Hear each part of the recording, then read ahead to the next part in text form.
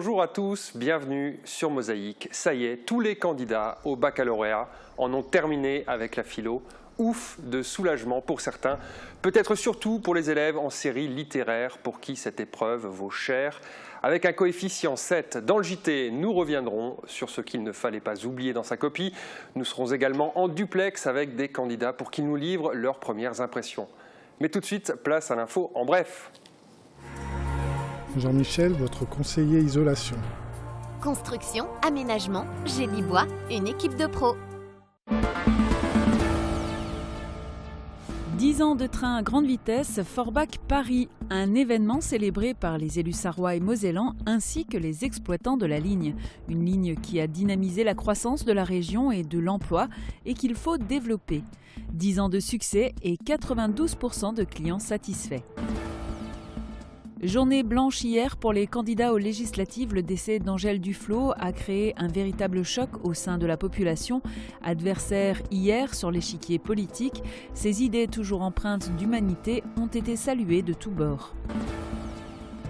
Une task force au service des frontaliers. C'est un groupe de réflexion composé de juristes et de chargés de mission, chargés d'étudier les problématiques liées au travail frontalier. L'objectif est de protéger les salariés et d'éviter que des brebis galeuses profitent du système de travailleurs détachés pour embaucher au black et dans des conditions indignes. Optimum, le pari de l'innovation et ça marche. La société créée en 2008 travaille sur des systèmes automatisés et robotisés et voit sa croissance exploser. Imaginez, l'une des plus grandes salles fortes de France de la Caisse d'épargne à Paris a été rénovée par Optimum. Stress à l'école, le bilan commence par la philo.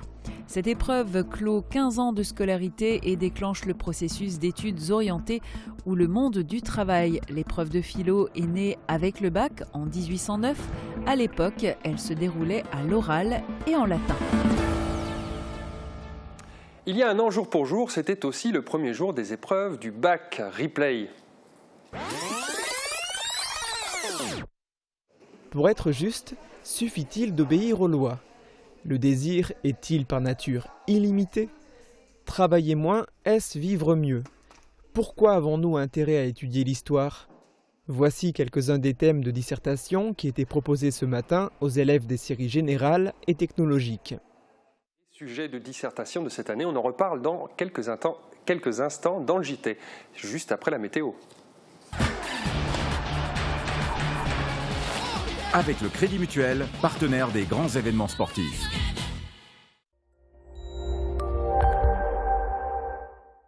Bonjour tout le monde, pour demain, un air plus frais s'installe sur la région. On va perdre jusqu'à 6 à 7 degrés par rapport à la veille. Les températures partiront de 12 à 14 degrés le matin pour se limiter entre 21 et 23 degrés au maximum. Et côté ciel, le soleil brille par intermittence au milieu d'un ciel qui peut se montrer temporairement plus nuageux. Demain, nous sommes le vendredi 16 juin et nous fêtons les Jean-François. Le soleil nous accompagnera de 5h26 à 21h38. Je vous souhaite à tous encore une très belle journée. À bientôt!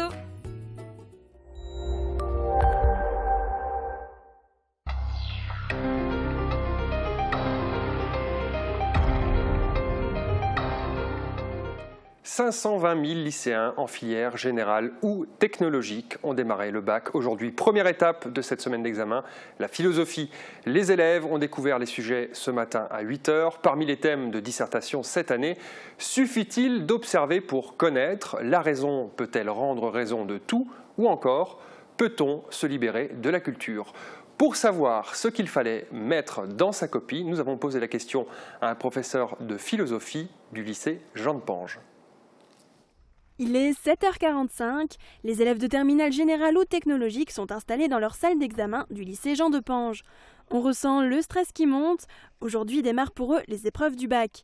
Et comme chaque année, l'examen débute avec la philosophie. Épreuve favorite pour certains et redoutée par beaucoup d'autres. Cette année, le droit, l'art, la culture ou encore la raison étaient des notions présentes dans les sujets de dissertation. Si la philosophie peut sembler abstraite pour certains, il y avait des références à ne surtout pas oublier dans sa copie. Exemple avec un sujet de L et de S avec Nicolas Classe. Tout ce que j'ai le droit de faire est-il juste? On a donc deux notions du programme qui apparaissent et qui sont d'ailleurs traitées ensemble, la justice et le droit. Donc c'est un sujet tout à fait classique, c'est presque une question de cours. Il faut faire attention à distinguer ce qui est l'appréciation subjective de ce qui est juste et injuste pour moi, dans ma conscience, dans ma manière de voir les choses, et l'idée générale ou plus large de ce que peut être la justice telle que le définit la loi. Peut-on se libérer de la culture? Donc il fallait, alors là aussi, donc il fallait faire un petit peu peut-être attention à l'abord du thème, puisque donc la culture est en fait abordée dans une série de cours différents, et donc il fallait bien sûr mobiliser des exemples de ces différents cours, mais aussi voir que donc le sujet portait sur la culture, pas juste sur l'art, pas juste sur la religion, pas juste sur le travail et la technique, et il fallait essayer de voir donc ce qui est commun. Après 4 heures à plancher sur la philosophie, demain les lycéens s'attaqueront à l'histoire géo. Les lycéens du lycée Jean de Pange viennent de terminer leur première épreuve. Marie Lorenz est sur place pour recueillir leurs premières impressions, pour savoir aussi s'ils ont suivi les conseils de leur professeur de philosophie. Bonjour Marie. Bonjour Jean, bonjour à tous, je suis au lycée Jean de Pange avec Amélie et Nicolas. Ils viennent tout juste de terminer leur épreuve de philosophie. Alors dites-moi, comment ça s'est passé Nicolas? Tu es en terminale S, c'est ça? Ouais. Alors comment ça s'est passé? D'après moi, bien. Mais après, ça change toujours vu que c'est de la philo. On sait jamais si on peut avoir réussi ou pas et du coup, on verra bien. Tu as pris quel sujet? Le 2. Peut-on se libérer de la culture? Et ça va, t'as réussi à t'en sortir? Ouais, ça allait. C'est là où j'avais le plus d'idées ou le plus d'idées. Et toi Amélie, qu'est-ce que tu as pris comme sujet et comment ça s'est passé? J'ai aussi pris le sujet 1, mais moi c'était, je ne m'en souviens plus, suffit-il d'observer pour connaître? Suffit-il d'observer pour connaître? Voilà. Ok, donc c'est un sujet de terminale L, c'est ça? Oui. Et donc comment ça s'est passé? Tu me disais que tu es arrivée un peu stressée mais que finalement ça s'était bien passé? J'ai beaucoup stressé parce que je me suis dit c'est quand même coefficient 7, donc c'est important pour la moyenne et puis pour avoir le bac. Et puis finalement, c'est allé tout seul. Ok. Tout à l'heure, j'ai discuté avec l'un de vos professeurs de philo qui m'a donné les petites références à ne pas oublier dans sa copie. Alors pour le sujet suffit-il d'observer pour connaître, et la référence à ne pas oublier c'était Platon. Est-ce que tu l'as inséré dans ta copie? Pas lui. Mais tu en as mis d'autres? Oui, notamment Descartes et Rousseau. J'ai aussi mis Hobbes et des trucs comme ça. Ok. Et pour le sujet sur la culture, alors là, il y avait plusieurs auteurs à mettre, notamment Rousseau, Lévi-Strauss, Platon ou Aristote. Est-ce que tu as mis un de ceux-là ou des autres encore? Platon et Rousseau, ouais. Les deux autres, non, mais Platon, Rousseau, ouais. Ok, super. Donc ça va, ça devrait aller. Verdict le 5 juillet. Et pour eux, demain matin, ce sera l'histoire géo. Merci Marie pour ton intervention. Le baccalauréat remonte à 8 ans pour notre invité. Bonjour Ania Gauer. Bonjour. Alors pour vous, le bac c'était en 2 langues et à l'époque vous aviez eu la mention très bien. Quel souvenir gardez-vous des épreuves? Alors, je crois que j'ai jamais été stressée autant de toute ma vie. C'était vraiment une semaine terrible, pas de sommeil, un stress du matin au soir. Mais bon, finalement, ça s'est bien passé. Bon, Ania, si vous êtes là aujourd'hui sur ce plateau, c'est que vous portez un projet. On va en parler dans quelques instants. J'aimerais qu'on revienne un peu sur votre parcours après le baccalauréat. Qu'est-ce que vous avez fait? Alors, je suis partie aux États-Unis directement à partir du mois d'août, seule, d'abord dans le Missouri pour apprendre l'anglais parce que comme j'étais une vraie Mosellane, j'ai appris l'allemand en première langue. Voilà. Et donc, j'ai pris 1 an pour apprendre l'anglais à l'université dans le coin de Saint-Louis. Et après, je suis partie à New York pendant 3 ans pour faire un conservatoire d'art dramatique avant de rentrer. Et vous avez été diplômée en juin 2012. Exactement, oui, du Stella Adler Studio of Acting. Alors, vous obtenez quelques rôles indépendants dans des films indépendants qui vous permettent de rejoindre le syndicat américain des acteurs. Vous avez fait le plus dur, vous avez mis le pied dans la porte et voilà que vous êtes de retour ici pour faire le grand saut. Donc c'est un projet de film. Pourquoi ce retour à domicile? Alors, ça fait 4 ans que je suis installée à Paris en tant que comédienne et je suis encore ma formation au conservatoire du 19e arrondissement. Normalement, je passe mon diplôme dans 10 jours. Et donc, j'ai eu l'opportunité aussi de continuer à tourner à Paris dans des films, un petit peu à la télé. Et j'ai été un petit peu frustrée par les rôles qu'on peut offrir au cinéma pour les jeunes femmes, encore dans la vingtaine. Et j'ai eu envie d'écrire un rôle sur mesure. Et de là est venue l'envie d'écrire un scénario, une histoire qui me tient à cœur. Et je me suis dit, quoi de mieux pour un premier film que de le tourner à la maison, tout simplement. Parce que vous dites à la maison, ça va être à Wölflin en fait ce tournage. Wölflin, oui, voilà. Donc moi je suis née à Sarreguemines et j'ai grandi à Sarreguemines, mais toute ma famille du côté de mon père est de Wölflin. D'accord. Alors c'est quoi ce projet de film? Qu'est-ce qu'il raconte? Alors c'est une comédie champêtre d'action de 15 minutes qui va raconter le parcours d'Hervé, un jeune Wölflingeois qui n'a pas beaucoup de chance. Il est au bout du rouleau, il vient d'enterrer sa mère et il décide de mettre fin à ses jours dans la forêt du coin. Mais en arrivant dans la forêt, il fait la rencontre d'une jeune femme mystérieuse qui s'appelle Alison et qui cherche à rentrer en Normandie. La voiture tombe en panne, elle disparaît et cet accident lui permet de découvrir l'existence d'un camp de hippies dans la forêt de Wölflin et dont elle est la chef malgré elle. Elle essaye à tout prix de partir et il décide donc de la libérer, de se surpasser, de la sauver elle et lui en même temps. Alors c'est un court-métrage mais avec des moyens relativement importants quand même. Vous avez 6 000 € grâce à une plateforme de financement participatif, c'est vraiment étonnant. Oui, alors ça c'était vraiment la grande surprise de cette pré-production, c'est qu'on a lancé une campagne de financement participatif sur Ulule et tous les conseils que j'ai pu avoir de la part de professionnels du métier, c'est 5 000 € maximum, les gens ne donnent pas d'argent et nous en 2 semaines on a eu les 6 000 €, donc le minimum pour faire notre film parce que les Mosellans sont très généreux et j'en doutais pas, mais là ça a été vraiment une très belle surprise. Alors qui va apparaître dans ce film? Alors il y aura moi dans le rôle féminin, un ami aussi du conservatoire qui a le rôle principal masculin et des comédiens de la région qui vont jouer en plate aussi. Ça c'est la particularité de ce film. Oui, il y aura du plate. Qu'on va voir à Sarreguemines, mais pas tout de suite. Pas tout de suite, parce que l'objectif de ce film, c'est de faire des festivals dans un premier temps. Et les festivals veulent l'exclusivité. Donc ils considèrent qu'à partir du moment où on a une première avec la presse, le film n'est plus exclusif et donc il ne peut plus participer au festival.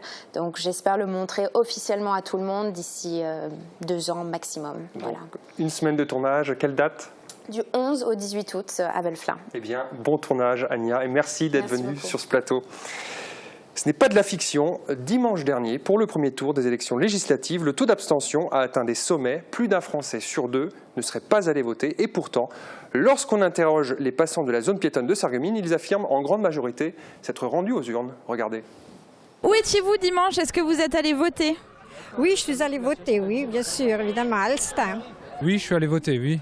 Bien sûr, tout à fait, j'ai fait mon devoir de citoyenne. Bien sûr. Bien sûr que j'ai été votée, je vais toujours voter. Évidemment. Et est-ce que du coup vous allez voter également dimanche prochain? Bien sûr. Oui, je vais voter dimanche prochain aussi, oui. Oui, bien sûr. J'ai voté toute ma vie, j'ai jamais manqué une élection. Hein. Exactement, bien sûr, c'est mon devoir de citoyen, de citoyenne. Et est-ce que c'est important pour vous d'aller voter justement? Oui, absolument, parce qu'il y a des gens qui se sont battus pour qu'on puisse aller voter. Alors ce serait un péché de ne pas aller voter. Très important, parce que pour les femmes, on s'est battu pour avoir le droit de vote. Alors moi, c'est très très important. J'ai toujours voté, oui, et c'est très important pour moi d'aller voter, effectivement, oui. C'est important parce que ça fait partie des devoirs d'un citoyen. Pourquoi les Français ont-ils été aussi nombreux à ne pas voter? Nous avons posé la question aux mêmes passants, et en particulier à l'un d'entre eux qui n'y est pas allé. Pour ce premier tour des élections législatives, il y a eu un fort taux d'abstention, plus d'1 Français sur 2. Qu'est-ce que vous pensez de ce taux d'abstention? J'ai pas trop d'avis là-dessus, mais je pense que ça reflète tout à fait l'état d'esprit des Français en ce moment, qui se désintéressent de la politique, qui les écoutent pas de manière générale. Je trouve que c'est regrettable, parce qu'on s'est vraiment battu et il faut donner son avis, et sinon ça sert à rien. Ça sert à rien. Si on veut du changement, il faut voter. C'est dommageable pour la suite, pour le gouvernement, pour tout le monde. Voilà. Je trouve que ce n'est pas bien. Parce que comme dit, on s'est déjà battu pour ce droit de vote et puis après si on ne va pas voter, je veux bien admettre que les gens sont perturbés, c'est clair, je l'étais aussi, mais ça ne justifie pas de ne pas aller voter. Ce dimanche, premier tour des élections, où étiez-vous? Est-ce que vous êtes allé voter? Non. Ah non, je vote pas, désolé. Et du coup, vous n'irez pas non plus dimanche prochain? Certainement pas, non. Et pourquoi? Est-ce que c'est important pour vous d'aller voter ou justement pourquoi vous n'allez pas voter? Parce que ce sont tous des menteurs et je vote pas pour des menteurs, désolé. Et pour ce premier tour des élections législatives, il y a eu un fort taux d'abstention, plus d'1 personne sur 2. Qu'est-ce que vous pensez de ce taux d'abstention? J'en fais partie, donc j'en pense que du bien, par la force des choses. Hein. Et pour vous, ça signifie quoi? Que les gens en ont marre, je pense. Les gens en ont marre de ces mensonges et voilà, c'est comme ça. Maintenant, je peux me tromper, j'espère que non, mais c'est comme ça. Pour terminer ce JT, on vous parle de la success story d'une PME de 30 salariés. Optimum est en pleine croissance. Cette entreprise basée à Sarreguemines a ouvert ses portes à Thomas Drouin et Jordan Curé-Eaton. Connaissez-vous la salle forte de la Caisse d'épargne Paris-Louvre ? Sans doute pas, même si c'est l'une des plus grandes de France. Pourtant, il est une entreprise sarregueminoise pour qui elle n'a plus de secret. Optimum. La rénovation de la dite salle est en effet leur dernière réalisation. Créée en 2008 par 2 anciens salariés d'Hafner, Optimum a placé les robots collaboratifs au cœur de son développement stratégique. Sécurité physique et industrie sont ces 2 secteurs d'activité. Au total, ils sont 30 salariés, dont 22 ingénieurs et techniciens. Avec 700% d'augmentation en 5 ans, Optimum est passé à 3 millions d'euros annuels de chiffre d'affaires et dispose de 185 sites sous contrat de maintenance. Grâce à l'usine du futur sur la plateforme de Trémery, l'entreprise travaille conjointement avec des spécialistes en technologie. Parmi ces robots, la vedette ici, c'est Yumi. Avec ses 2 bras, il permet surtout d'épargner aux opérateurs certains gestes pénibles, mais pas seulement. L'intérêt de cette technologie, c'est de pouvoir intégrer un robot dans un environnement humain et pouvoir travailler avec des opérateurs sans avoir de cage qui protège le robot ou l'opérateur. Donc c'est un marché qui est en train de se développer. Le dernier développement d'Optimum, un hyperviseur 3D est disponible depuis sa propre plateforme numérique DigiBeam. Cet outil permet d'appréhender un parc immobilier en réalité virtuelle et en mode web. Les plans des établissements bancaires réalisés en 3D permettent d'avoir une vision totale et en direct du dispositif de protection. Un responsable sécurité, il aura en tout moment à portée de smartphone une vision de son parc dont il doit assurer la sécurité. Donc s'il y a un grave problème la nuit, il pourra guider un agent de sécurité par exemple sur site en visualisant la reproduction en 3D. Malgré ses 600 mètres carrés d'atelier et 350 mètres carrés de bureaux, l'entreprise veut voir plus grand. Même si parfois le succès pose quelques limites. Dans notre secteur d'activité, la principale, on va dire, contrainte qu'on peut rencontrer, c'est de pouvoir recruter des compétences suffisantes et avec une expérience suffisante par rapport à la difficulté des installations que nous développons. Et je dirais que c'est même un frein à notre développement aujourd'hui parce que le potentiel d'activité est là, mais nous sommes obligés de freiner même les chiffrages de manière à pouvoir gérer notre charge. En tout cas, la société ne compte pas s'arrêter en si bon chemin, elle souhaite même travailler dans le futur avec les secteurs de l'agroalimentaire et de la pharmaceutique. Fin du JT, on poursuit avec la série et on fait la tournée des villages avec notre plate-bande.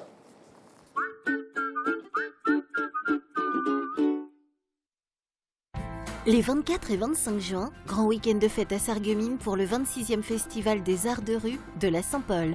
De 14h à la tombée de la nuit, découvrez plus d'une centaine d'artistes dans les rues de la ville. Spectacles acrobatiques ou humoristiques, fanfares, concerts, sans oublier la rue des Potiers et un grand marché autour de l'artisanat. Il y en aura pour petits et grands.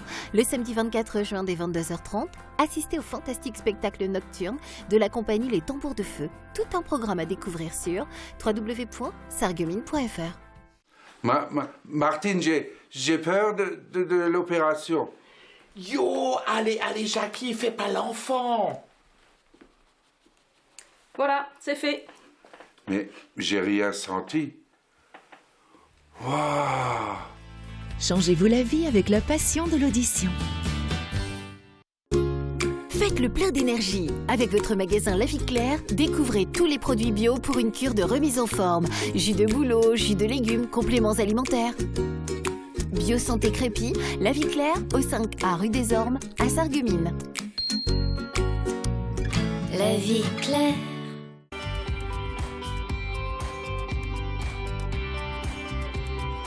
Avec des réseaux, nous avons équipé toutes nos salles de classe en ordinateurs modernes et tablettes. Connexion Internet contrôlée et sécurisée et vidéoprojecteur interactif. Avec les solutions ID Réseau, vivez dans le monde de demain.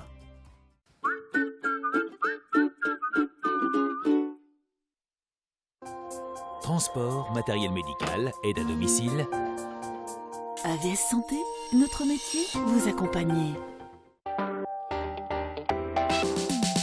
de faire pleurer dans les chaumières. Le journaliste sportif Pierre Ménès était de passage à Sarreguemines pour dédicacer son ouvrage Deuxième mi-temps, dans lequel il fait la promotion du don d'organes. L'occasion d'un entretien que l'on vous propose dans son intégralité demain sur Mosaïque. Pour le don d'organes.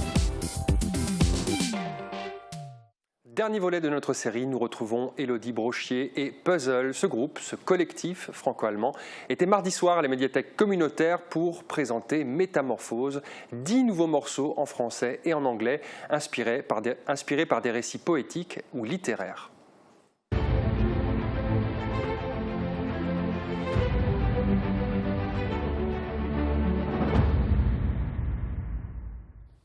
J'ai écrit beaucoup moins que la plupart des gens qui écrivent, mais j'ai bu beaucoup plus que la plupart des gens qui boivent. Guy Debord, extrait de son essai autobiographique Panégyrique.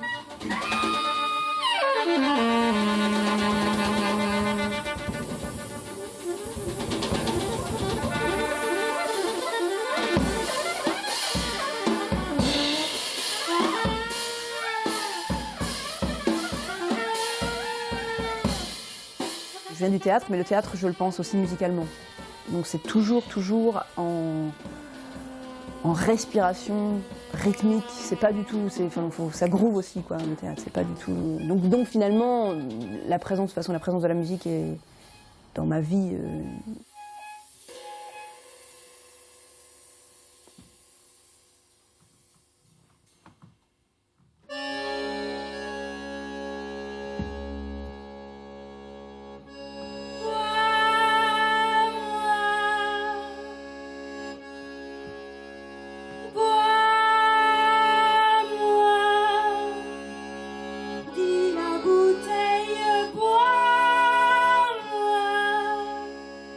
Je chante en français, même s'il y a quelques petites notes comme ça parfois où je vais dans d'autres langues, notamment l'allemand, parfois l'anglais, parce que je dis dans ces cas-là des textes d'auteurs que je juge plus intéressant de dire dans la langue originale.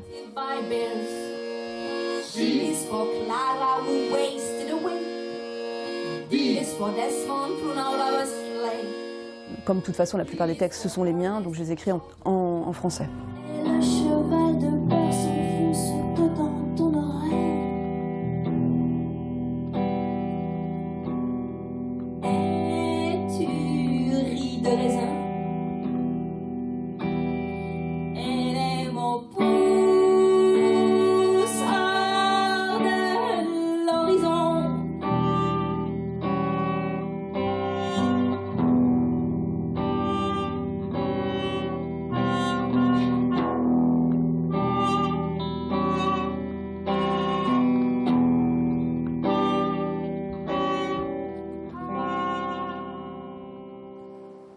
Pour écouter les premiers albums de Puzzle, recherchez Puzzle Quartet sur Bandcamp.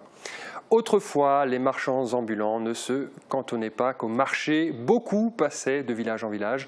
Il en reste encore aujourd'hui. Très souvent, c'est le boulanger qui fait sa tournée.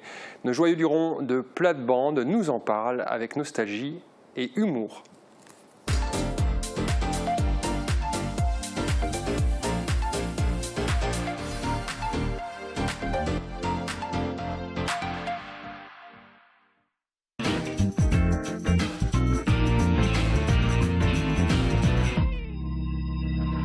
Bonjour liebe Zuschauer, also heute gehen wir mal ein bisschen einkaufen, aber nicht wie gewöhnlich in ein Geschäft. Heute kommen die Geschäfte zu uns. Ja, ins Dorf. Ins Dorf. Ja. Also wir sind ja noch früher, ist immer der Gemüsemann kommen ins Dorf, der Metzger und der Käsemann. Sebastian, der Glassmann. Was hast du da für Erinnerungen? Also, ich bin ein klein bisschen jünger. Also meine Souvenirs sind 2 Stück, wo ich mich so immer gefreut habe als kleiner Bub. Das war der Thierry, wo ich so der Macht, weil der hat immer es Eis verkauft und ich schon immer will mir eine Coca-Cola haben. Und da ist noch der Eiermann ich weiß noch genau, wir waren Mittwochsmittag am Tisch, dann hat geklingelt, der hat getut, und wir haben dort die Eier gekauft und manchmal hat er sogar noch frische Madeleine gehabt mit so Pépite de Chocolat. Und da ist natürlich der Krummbeermann und so weiter und so wieder. Deswegen kommt das Lied. Dingeling, Dingeling, der Eiermann. Klingeling, Klingeling, alle an die Eier dran. Ja. Du hast da auch zwei gewohnt. Ja, das sind zwei, haben auf der Bank gehuckt, gell, im Park, da in der Stadt. Und sie waren ein bisschen älter und haben so ein bisschen einsamer gehabt, so Anfang, gell. Und dann kommt ja da so Marchand ambulant mit seinem Kamionett und halt nicht weit von denen. Und dann sagt der Albert zum Jules, weißt du was, Jules? Ich gehe uns jetzt Eis holen. Was willst denn du? Ich hole eine Boule Schokolade und eine Boule Vanille. Gut, und ich hole mal 2 Bullen Fräs. Dann sagt der Schüler zum Albert, das ist das besser aufschreiben, sonst vergesst es noch bis dann. Jo, woher dann? Albert, bis das ich an dem Kamionett sind, das ist ja nicht weit, das behalte ich. So, der geht drauf los. Eine halbe Stunde nachher kommt der erste Retour und hat ja 2 Rostwürst. Dann sagt der Schüler zum Albert, jetzt hast du die Mutter vergessen. Ich habe dir gesagt, du sollst aufschreiben. Aber da muss man gut aufpassen, wenn man so Marchand ambulant ist. Das ist ein richtiger Beruf, gell? Da muss man richtig angemeldet sein und so weiter. Und als Vendeur ambulant, man muss auch eine Kategorie Leute schaffen. Das sind die, die auf dem Markt schaffen. Weil das sind ja auch Vendeur ambulant, weißt du, die den Fisch verkaufen, die Blumen, die Couture, le Confiseur, der Krämer. Was ist der Krämer, Bertrand? Kremp, sogar ein Kremp. Ja. Weißt du noch was? Das ist das Wort, das wir auf Blatt benutzen, normalerweise. Für die Leute, die auf den Markt gehen mit Butter, mit Eier, mit dem Käse und so weiter. Die sind früher vom Dorf zu Dorf gegangen und auf den Markt sind sie nicht verkaufen gegangen in die Stadt. Ja. Aber das ist nicht der Krämer. Das ist nicht der Krämer, das ist der Kremp. Kann man sagen, der Quincaillier auf Französisch, gell? Da wo so ein bisschen Bazar oder so. Ich will nicht so ein Boutique hat, voilà. Alkrom, voilà, richtig, muss man nicht vergessen. Wissen wir auch, dass die Kamionettler, also das ist jetzt richtig, wie alles, was Bio ist, Heckmode. Früher haben sie vielleicht so Bestellungen für so Kamionettel auszurichten, eins im Jahr gemacht, manche Betriebe. Wirklich haben sie bis zu 10 bis 50 Stück sogar, wo sie im Jahr müssen ausrichten. Und das kann sein, also alles, was alimentär ist, so Hamburger und Streetfood und Pizzeria und das ganze Dings. Aber wirklich gibt es auch sogar Coiffeur und Maniküre auf der Plage oder so. Ja, die haben eine Kamionette und die haben Campingcar, ja, und Katrin, wie wir die Sendung vorbereitet haben, hat gesagt, vergessen wir nicht, fahren wir sie an, für den ganzen Woche vom Strand im Sommer, das schmeckt dann so gut, gell? Und das schmeckt alles so gut. Also ich hätte auch noch einen Witz, wie sie, dass manche Leute auf den Meer gehen und die versuchen alles, was da rumliegt, und das ist Schotte, die sind ja ziemlich geizig, der versucht alle Käsesorten und dann geht er an die Kasse und sagt, er will gerade so kleine Würfel haben, es ist nur ein Mussfall. Ich meine, wir haben jetzt genug geredet. Die nächste Woche hören wir uns wieder und sehen wir uns wieder da am Tele und am Radio. Und dann reden wir von der Familie, gell? Familie, die Familie, les Cousins, les Cousines und so weiter. Familie und genannt. Ja. Das geht mal bis. Bis die nächste Woche. Bis die nächste Woche. Fin de cette émission, merci de l'avoir suivi. Rendez-vous dimanche soir pour suivre en direct les résultats des élections législatives. Excellente journée à toutes et à tous.